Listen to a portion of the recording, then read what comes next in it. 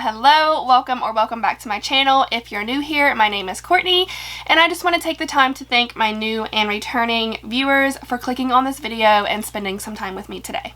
When you do research for true crime, I've noticed that there are some cases that just kind of get to you emotionally and they stick with you more than others. Not that they're more important than the other case, but just something about it really gets to you, and they could be different for everybody. And I'm saying this because this case, for some reason, really got to me. It got me very emotional while I was researching it, while I was watching documentaries about it and reading about it and looking at pictures, and it just, I couldn't help but get extremely emotional. I do want to, which I should probably do before all my videos, but it's something that I've just kind of thought of. I'm still relatively new to this channel, so I do want to give a trigger warning.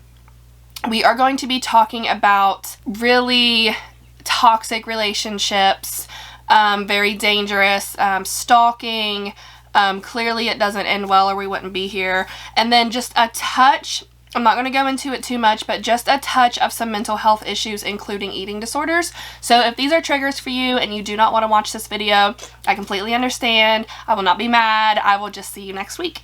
Today we are discussing the extremely tragic case of Molly McLaren. So this case happened in the UK. I'm not super familiar with locations, so please forgive me if I mispronounce something or if I act totally confused about like a certain location that I'm talking about. I did do research while I came across some stuff that I didn't know about, but still completely different. I'm not used to discussing things in the UK, so just forgive me. On June 29th, 2017, a man by the name of Joshua Simpson arrived at the gym and he placed his workout mat right beside his ex-girlfriend, Molly McLaren. Based on their rough past, this made Molly really uncomfortable, and what happens next is horrific beyond words. So let's talk about Molly for a bit. Molly is a 21-year-old college freshman at the University of Kent, and she is studying health and fitness. Now Molly's passion is working out and staying healthy, so she's really excited to be starting college to gain a career to do what she loves. And Kent University is super close to where Molly grew up, so like she's familiar with the area, but of course she's not familiar with the campus. So the first day, you know, she's excited to explore. This is a fresh start for her and she's ready. In her first class, Molly notices a girl who looks super nervous. She's thinking maybe another freshman, you know, we don't know anybody here. She noticed the girl was just kind of like keeping to herself and looking around. So Molly, being the super friendly and outgoing person that she was, she went up to this girl and introduced herself, and they instantly became friends. Like I said, Molly is very outgoing. She's the kind of person that doesn't know a stranger, so to speak. Her professors even describe her as being the light that enters the room. She was a super motivated young woman. She got amazing grades in school because she was extremely dedicated, and her friends said that whenever she went for something, she went for it at 110%. She made a really tight-knit group of friends through school and work, and some of them would work out together because her friends from school were studying the same health and fitness that she was, so that was something she had in common, and it was just a really nice, close-knit group of friends. Molly had her own fitness blog where she would record herself doing workouts and make motivational posts to kind of help boost others who were going through the same workout process as her. But Molly was battling her own demons that she was hiding from the rest of the world, and it took her a really long time to kind of confide in anybody, but she finally opened up to a girl that she worked with that she became very close with, and her name was Amy. She did let Amy know that she was struggling with bulimia, and you know, some days were worse than others, but she used working out and her blog and going to college for health and fitness. That was kind of like her saving grace. It really pulled her out of a dark spot and it helped her fight those demons. Molly was a super happy girl, but the only thing that she was lacking, so to speak, was a serious relationship. Her friend said she never really had a lot of boyfriends, and the ones that she had, it was never anything like too crazy serious. So Molly actually decided to create herself a profile on Tinder. If you're not familiar with Tinder, it's kind of like a dating website. I know Tinder more, I've never had one, but I know Tinder to be kind of like a hookup kind of website. But I actually have a friend who found the love of his life on Tinder, and they're married now, so I mean, it can happen. So now it's June. of 2017, and Molly has completed her first year as a freshman at Kent University. It's summertime. She's ready to just chill, take a break from school, and focus on her blog and working out and just doing what she wants to do. And then she realizes that she has a match on Tinder. Now, this match is 24-year-old Joshua Simpson, and he lived pretty local. He was only like 9 or 10 miles away from her. So she sends him a message. They communicate over messages for a really long time before finally meeting up and going out on dates. After going out on a few dates, they did decide to make it official and become a couple, and Molly's friend said that she was super happy. She was thriving in this relationship. This was her first serious relationship, and they both really had a lot in common. They shared a love for fitness, they loved working out, and they were able to confide in each other about mental health struggles. Molly opened up to Joshua about her eating disorders, and Joshua opened up to Molly about him struggling with depression and anxiety. But even though they did confide in each other a lot, Joshua definitely hid a lot of his past from Molly. So by the beginning of 2018, Molly was back in school. She's now a sophomore and starting her second year at Kent University. And at this point is when she decides to introduce Joshua to her friends. She's thinking, okay, he's a great guy. We're getting along fantastically. I want you to meet my friends. And that's a big deal. I believe the first friend that Molly introduces Joshua to was her friend Amelia. And Amelia was also going to the university in the same field as Molly. And Amelia was saying that he didn't talk much, he was very standoffish, and Amelia was trying to be very welcoming because this is her friend's boyfriend and she wanted to make him feel comfortable. But he was just acting kind of sketchy, making her uncomfortable. And then after meeting with her friend, Molly gets a lot of pressure from Joshua to try to like get in between her and her friends. First red flag. The longer Molly and Joshua are in a relationship, the more red flags start popping up. Joshua would just show up unannounced at Molly's home. He didn't want her to be alone with friends. He would definitely invite himself. So Molly could be like, yeah, like me and my friends are gonna go do this. And he'd say like, awesome, okay, what should I wear? Or when are we leaving? Or something like that. So instead of being like, okay, well, can I come? Or have a great time, he would just push himself right into the situation. So at this point, Molly's feeling a bit smothered by Joshua, so she sends him a text one evening and says, you know, we can't be together 24/7, I'm feeling very pressured.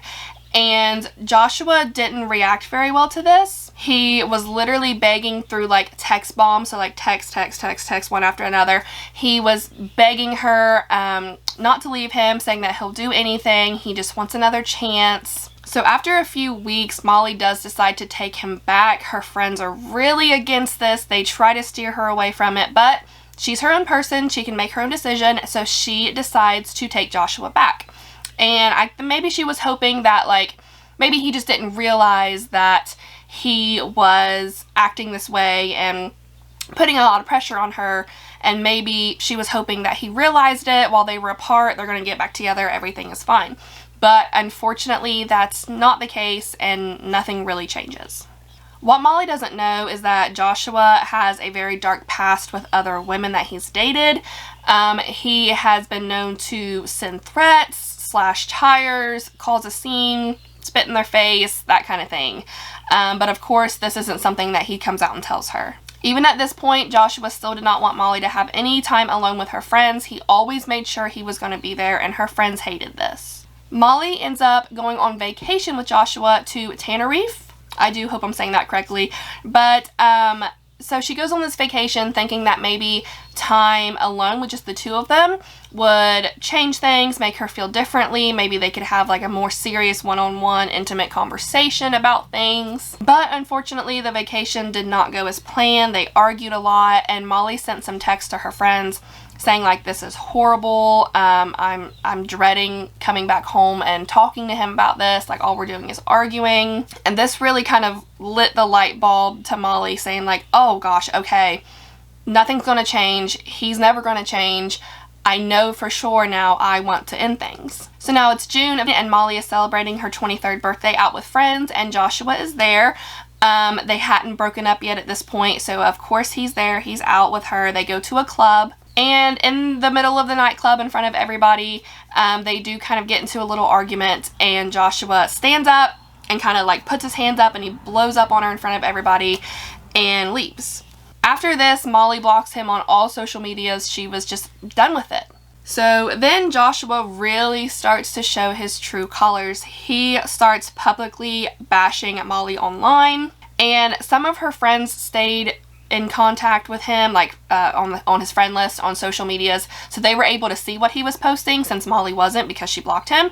So they would let her know what he was posting, show it to her, probably send her screenshots. And remember, Molly has this online blog, her fitness blog, that she has worked really hard on, and she's worked really hard to maintain a good image on social media of, you know, being healthy and working out. And one of the things that Joshua was doing to try to ruin this image was telling everybody that she was using drugs, and he even went as far as tagging her family in these posts so they could see it too. And I think what scared Molly probably the most out of all of this, I'm assuming, is a really creepy post that he made, and it said, quote, "There's more to come." The harassment got so bad that Molly and her mom went to the police station to file a report. Molly took screenshots of all of the harassment, printed it out so she would have all the evidence that she would need for this. Right then and there, police decide that they need to call Joshua, put it on speakerphone so Molly and her mom can hear the conversation. And a part of the conversation was the police saying, quote, "We aren't going to have this conversation again, are we?" And instead of Joshua saying like, "No, sir," or "No, I'm sorry," or anything like that, he just says, "Aren't we?" Molly told her friend Amy that the conversation was just emotionless. It was cold, like he just didn't care. And one of her friends actually said that he thought he was untouchable. Friends said this really took a toll on Molly, and she was really upset every day, not really her usual self. Molly and her mom were actually so concerned about this, they printed out pictures of Joshua and handed them out to Molly's neighbors so they could keep an eye on this guy and warn her or call police if they seen him lurking around the area. So now it's June 27th, 2017. Joshua goes to work, but he leaves early. He actually went to a store called Asda, which when I looked it up, it's kind of like a Walmart. It's got like groceries and pharmacy and cosmetics and stuff like that. So I don't know if the UK has Walmarts, but I guess Asda is kind of like in place of Walmart. When Joshua got there, he was seen on camera buying a paring knife, and then later that day, he also bought a pickaxe. Later that evening, Molly gets a phone call from police saying that they spoke with Joshua, and he agreed to remove all of the nasty, harassing posts about her. So I'm sure at this point, Molly was probably feeling very relieved. She was thinking like, okay, like he's done blowing up, it's over, he's over it, now my life can go back to normal. However, I don't know who, I couldn't find exactly who, but Joshua was a very manipulating person, and he used this to his advantage. He was able to manipulate another young woman who must have been friends with Molly on social media. He was able to manipulate her to track where she was from social media and then report it back to him. I don't know how on earth he would be able to convince somebody to do this, but he did. On June 28th, 2017, Molly went out to a bar with her friends, and the bar was called Ship and Trade. And before she went out, she posted a selfie onto Facebook with the caption saying where she was going. And I mean, a lot of people do this and don't think anything of it because you shouldn't have to, but and I mean, I'm guilty. I used to do it all the time. I don't do it so much anymore, especially after researching a lot of true crime, and you just kind of get that feeling like, okay, like, I don't want everybody to know where I am. I don't want people to know that, like, I'm away from home. But it is something super common that I even see my friends do. Molly and her friends were out celebrating that Molly just enrolled into a personal training course to further her education and success in the field that she wanted to go in. So she was very excited. It was a really exciting time. They were all just out having a few drinks, eating dinner, and celebrating. So out of nowhere, Joshua shows up to the same bar with another girl. At first, the group of the girls didn't really think much of it. They just thought, okay, like, that's a weird coincidence. And then one of her friends actually felt sorry for Molly because she said, like, man, that really sucks that you have to see him out on a date with another girl. Like, I'm sorry. But Molly says, you know what? I'm not jealous at all. I really don't care. So that's how I know I'm just 100% over him. The longer they stayed at the bar, the girls did start to feel a little bit anxious. It seemed like Joshua was trying to purposely put himself as close to the group as he possibly could. At one point, Molly went up to the bar to pay her bill, and Joshua followed her up to the bar and even made it a point to look at her and smile. Then Joshua decides to leave just a few minutes earlier than the group of girls leave, and he walks past their table with his date.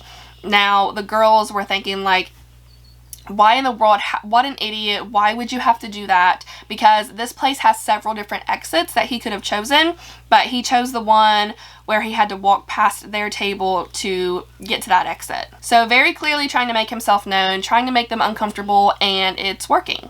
So Molly decides that she's wanting to go home. She leaves just a little bit sooner than her friends do. She's just wanting to go home. She's kind of done being out for the night. I'm sure maybe she was just feeling uncomfortable and just wanted to be in her safe space, because I know I feel a lot safer at home. If I'm uncomfortable being out in a situation, I just want to go home to my safe space. So Molly's friend walks her to the car, and then they don't think anything else of it. They continue their night. Molly goes home. Done. The next day, on June 29th, 2017, Molly decides she wants to record another one of her videos for her fitness blog. So she gets up and she goes to the gym, and she arrives around 10 a.m. Now, a few minutes later, Joshua is seen on camera pulling into the parking lot of the same gym. It's pretty early, so the gym is basically empty, and Molly thinks that she's alone. Now, you can see on footage from the gym, you have to walk upstairs to go where Molly was in this certain room. So you can see on camera, Joshua walks up the stairs, and he kind of like leans and he peeks into the room that Molly's in. And then he turns around like he changed his mind, and he goes about halfway down the stairs, and then he stops, turns around again, goes back up the stairs and into the room that Molly's at. Now, this made me feel like while I was watching it, like he knew what he was doing, he knew what the plan was, he knew what he was about to carry out. So he walks up the stairs, he peeks in, and I can just, for some reason, now this is a complete assumption, you cannot hear any sound on the camera, it's just video, but to me, in my head, the scenario that I'm thinking of, I can just hear him going up the stairs, peeking in, and then saying like, no, no, no, no, no, and then going back down. And then when he stops halfway down the stairs, I can just imagine him saying like, come on, man, like, do it. You know what you got to do it. And like hyping himself up. And then he turns back around, goes upstairs, and goes into the room where Molly is. Like I said, totally an assumption. There's no audio, it's just video. This is just kind of what came to me when I was watching it. So he grabs a workout mat and he lays it down very close to where Molly is, and she's completely shocked because she had no idea that he was there. And Molly immediately sends a text to her friend Amy, and she kind of like sneaks a picture of Joshua, and she says, quote, WTF, he just turned up and come right next to me. So Molly decides that she's going to be friendly because that's the kind of person that she was, and she goes up and she talks to Joshua. And one of the things that she says is, why aren't you at work? Like, just striking up a conversation. Like, hey, I thought you were supposed to be at work. Why aren't you at work? And he very arrogantly says, well, that's none of your business anyway. Molly was just really feeling uncomfortable because at this point in the last 24 hours, he has shown up to 2 different places that she was. At this point, she's not feeling like it could be a coincidence. And Molly's friend Amy asked her over a text message, is there any way that he would have known that you were there? Did you post a selfie? Did you make a status saying that you were going to the gym? And she swears up and down, no, I have not posted anything on any of my social medias, no pictures, no selfies, no posts, nothing. So suddenly, very shortly after being there, really, Joshua gets up and leaves. So at this point, Molly's all alone. She's feeling very scared and not sure what to do. Does she need to leave? Does she need to get home to her safe space? Does she need to stay there and wait it out? She doesn't really know. So she asks Amy over text, like, what should I do? And Amy says, I think you should leave. Get out of there and go home. Molly then calls her mother and asks the same thing, tells her the situation. Josh showed up. I feel like he's following me. What do I do? And her mother gave her the same advice as Amy and said, get out of there, go straight home. What Molly didn't know was that Joshua was driving in circles around the parking lot, waiting for her to get out. Molly texts her friend Amy and lets her know that she's leaving, and Amy says, listen, if you see him, don't say a word, don't talk to him, get in your car, and go straight home. Amy said that she could see where Molly read the message and never replied, and she just assumed that maybe she was driving home. Molly gets into her car and she doesn't realize that Joshua is walking down the parking lot and up to the passenger side of her car. The first thing that came to my mind when I was reading this was that, oh my gosh, and I'm not victim blaming at all. I'm just thinking, like, what if she would have locked her doors as soon as she got in the car? That's something I always do. As soon as I get in the car, I shut the door. Before I even turn the ignition on, I lock all my doors. And like I said, I am 1000% not victim blaming. It's just one of those things that you think of and you're like, God, maybe if she would have just locked her door. Joshua reaches the passenger side of Molly's car and he rips the door open and he climbs in. Then at 11:08 a.m. on June 29th, 2017, Joshua stabs Molly 75 times. This is a public place, it's a parking lot, so news reports get out very, very quickly, and a friend of Amy's actually called her at work and said, my gosh, did you hear about that terrible thing that happened? And Amy doesn't think anything of it. She reads the report, no names are out yet, and she's like, oh my God, like, no, that's awful, that's horrible.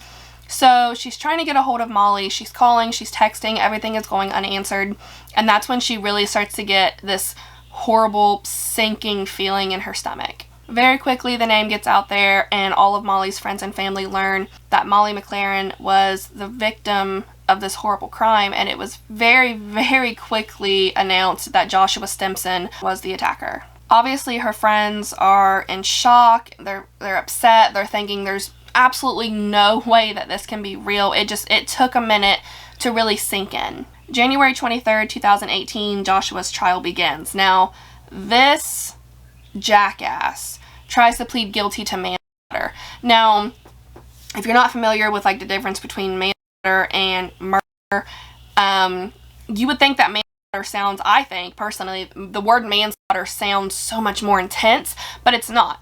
Manslaughter refers to the unintentional killing of somebody, and it's pretty common sense to know that if you stab somebody 75 times, that's not an accident. Plus, all police would have to do was pull footage from that supermarket that he was at buying the weapons to see that it was even premeditated. At Joshua's trial, it was brought up that he does have a very scary past with women he's dated. He sent one of his ex-girlfriends a message one time saying that he was going to fly out to where she was on vacation and drown her.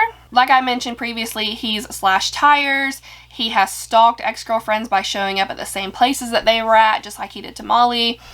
He has spit in their faces. He's showed up at their houses uninvited. So it only takes about 4 hours for the jury to come up with a unanimous verdict. Joshua Simpson was convicted of murder and sentenced to life in prison without parole. The judge said that Joshua was an extremely dangerous man that most definitely posed a threat to other women. Now, this is what gets me. This is what had me very emotional while reading.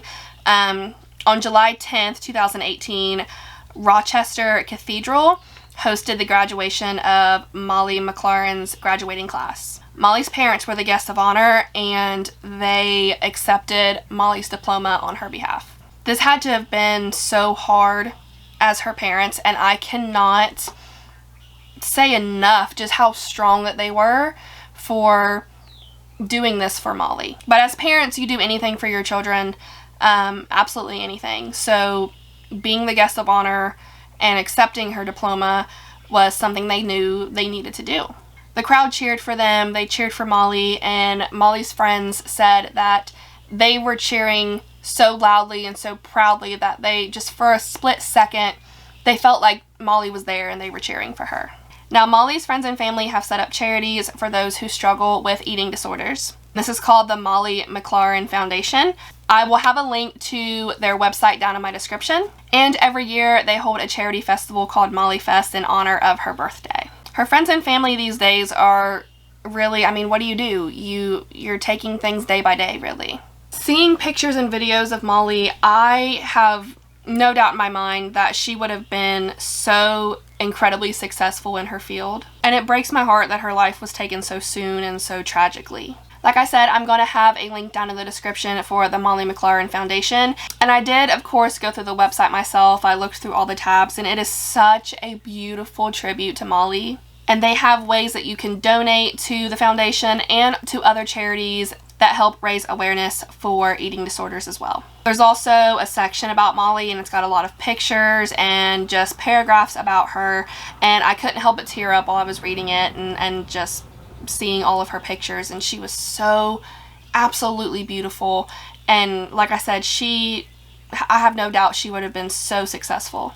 I also can't imagine being one of Joshua's ex-girlfriends and feeling that panic of like, holy crap, like we knew he was crazy, we saw the red flags, he did all of these things and said all of these things to me while we broke up, and that could have been me. So I can't imagine being one of his exes and feeling that. I'm also going to have a link in my description to the American Psychological Association, and there are several different links to helplines for all sorts of things like mental health, crisis hotlines, domestic violence hotlines, and things like that. So that is the conclusion of this difficult, tragic, horrendous case. Make sure you go check out the website on the Molly McLaren Foundation. If you are able to donate, please do.